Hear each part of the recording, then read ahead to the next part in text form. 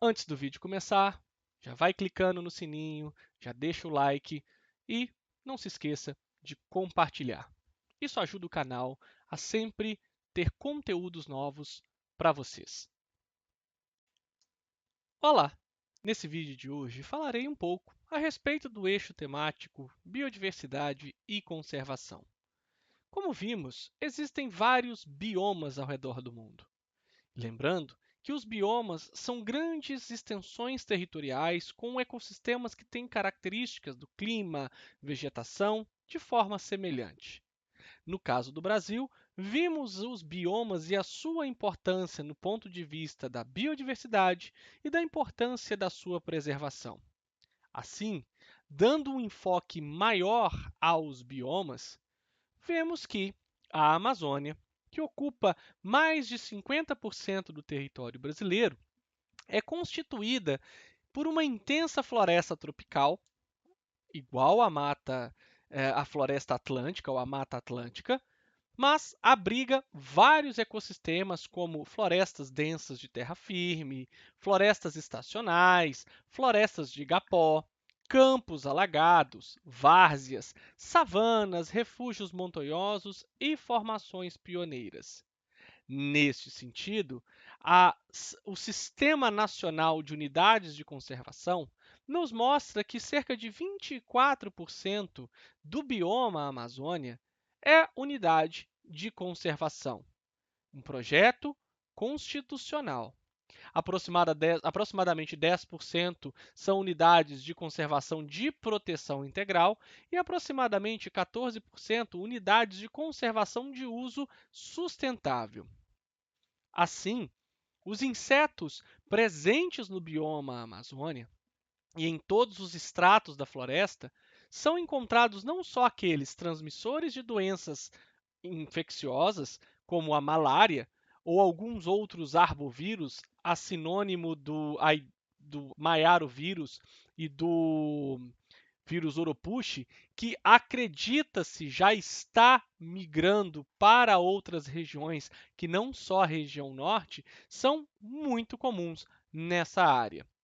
Os animais rastejadores, como cobras, alguns anfíbios, salamandra, sapos, rãs e as pererecas, e aqueles com capacidade para subir em locais íngremes, exploram também níveis baixos e médios da floresta. Os locais mais altos são explorados por aves, como beija-flores, araras, papagaios, algumas araras ameaçadas de extinção, e principalmente a necessidade de implementar a proliferação deste animal em áreas de conservação para evitar a extinção propriamente dita da espécie, periquitos à procura de frutas, brotos e castanhas. Nos estratos terrestres encontramos não só répteis, anfíbios, mas também alguns mamíferos, como jabutis, as cotias, pacas, antas, etc. No caso do cerrado, a vegetação do cerrado apresenta fisionomia que englobam formações florestais, savânicas, cipestres, campestres. A flora do cerrado é característica, ou caracterizada, melhor dizendo, e diferenciada dos biomas adjacentes, como, por exemplo, Caatinga, Mata Atlântica e a floresta amazônica, embora muita fisionomia compartilhe espécie com outros biomas, naquilo que nós vimos que pode ser considerado o bioma de transição. A exemplo que foi dado em aulas anteriores, devemos lembrar que os biomas não são como atravessar uma rua. Se de um lado da rua eu tenho um bioma e do outro lado da rua eu tenho outro, essa ideia ela não se faz tão verdadeira pelo fato de que entre um bioma e outro há aquela transição, a mudança de vegetação, de espécies de animais, até mesmo a mudança do clima, o que faz com que nós passamos a ter um bioma de transição. A importância do cerrado, não só na sua vegetação e na sua biodiversidade animal, mas também pelo fato de no cerrado encontrarmos algumas nascentes de alguns rios, por exemplo, o São Francisco, que faz um trajeto longo até desaguar no oceano. Outro fato interessante são as reservas de água doce nos aquíferos, como, por exemplo, o aquífero Guarani. Mais de 220 espécies de plantas do cerrado têm uso medicinal. Fato é que muitas das espécies de plantas do Cerrado ainda não foram catalogadas, também da Amazônia, o que nos leva a crer que, se nós não preservarmos o ambiente, podemos ter espécies que teriam grande impacto na medicina sendo extinta sem o seu estudo e a sua classificação. Estima-se haver no Cerrado próximo de 200 espécies de mamíferos, quase 900 espécies de aves, 1.200 espécies de peixes, entre tantos outros tipos de animais, como répteis e anfíbios. No caso do Cerrado, quase 7% são unidades de conservação, 3% unidade de conservação de proteção integral e 4% em unidade de conservação de uso sustentável. Uma pergunta que se faz é: seria pouco cada uma dessas unidades? Há necessidade de se criação de mais unidades? Essas unidades contemplam toda a dinâmica climática para que outras espécies do cerrado possam sobreviver nessas áreas separadas para parques, para áreas de conservação? Será que não há necessidade de revisarmos esse espaço que está sendo destinado?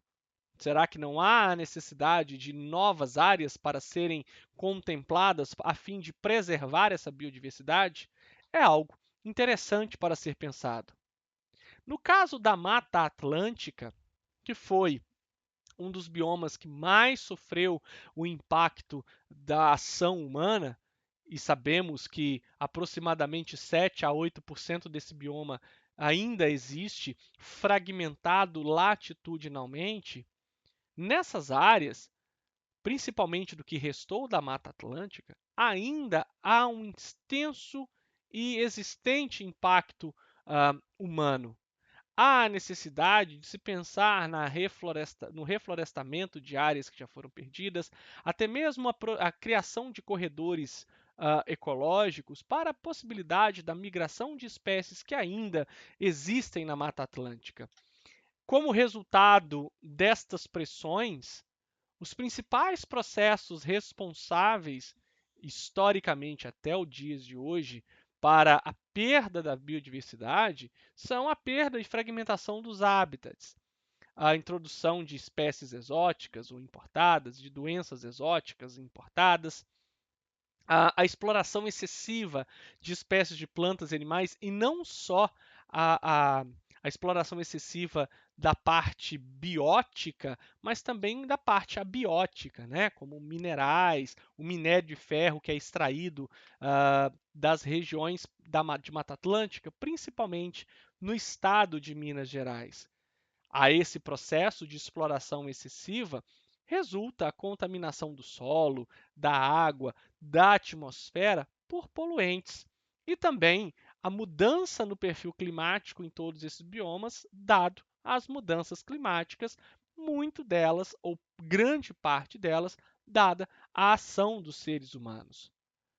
No caso das faixas restantes, isso é apenas do que restou desse bioma, cerca de 7% do que restou é unidade de conservação, 2% de proteção integral e 5% do que restou unidades de conservação de uso sustentável. A Caatinga, que é um outro bioma, que é o único bioma exclusivamente brasileiro, embora possa-se ter algumas semelhanças com áreas de transição desérticas e de savana, mas é categoricamente um bioma brasileiro, a Caatinga cobre cerca de 11% de todo o território nacional e abriga 28 milhões de pessoas em sua área original. Dessa forma, estima-se que próximo de 1.000 o número de espécies vegetais, sendo que delas 318 são endêmicas, ou seja, são exclusivas dessa região. Da mesma forma que todos os outros biomas, sejam eles aquáticos ou terrestres, há necessidade de se pensar na preservação e como mitigar as ações humanas para permitir que esses biomas ainda existam em sua diversidade, não só de plantas, mas também de animais. Muito obrigado!